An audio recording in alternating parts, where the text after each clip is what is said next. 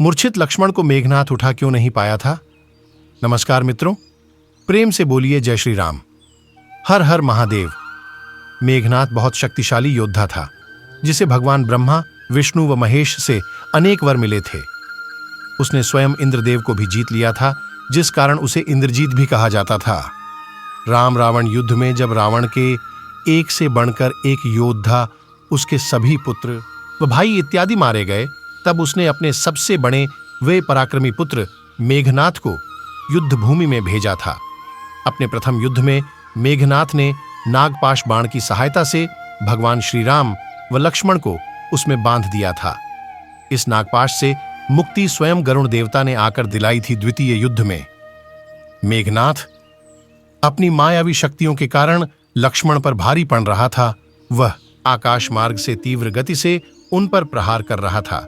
तब उसने लक्ष्मण को शक्तिबाण से मूर्छित कर दिया था, लेकिन उन्हें उठा नहीं पाया था। जाने क्यों?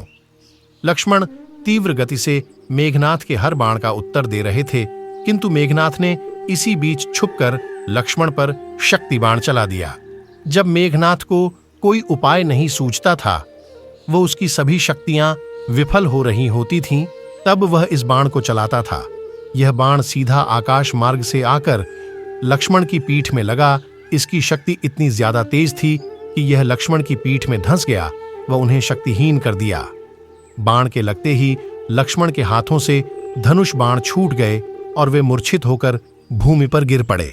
जब मेघनाथ ने यह देखा तो वह अत्यंत प्रसन्न हुआ। वह लक्ष्मण का मृत शरीर अपने पिता को सौंपने के उद्देश्य से उनके पास गया। उसने अपने सैनिकों को लक्ष्मण का मृत शरीर उठाकर उसे लंका के महल में ले जाने का आदेश दिया, किंतु कोई भी उनका शरीर नहीं उठा पाया।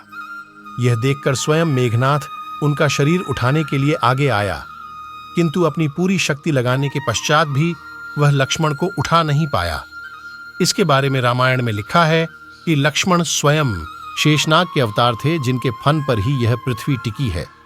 शेषनाग अपने आकार में ही इतना विशाल होते हैं कि उनका भार किसी सामान्य व्यक्ति के द्वारा उठाना असंभव है। जब लक्ष्मण मूर्छित होकर धरती पर गिर पड़े तो उनका शरीर का सारा भार धरती पर आ गया था, जिसे उठा पाना मेघनाथ के लिए संभव नहीं था।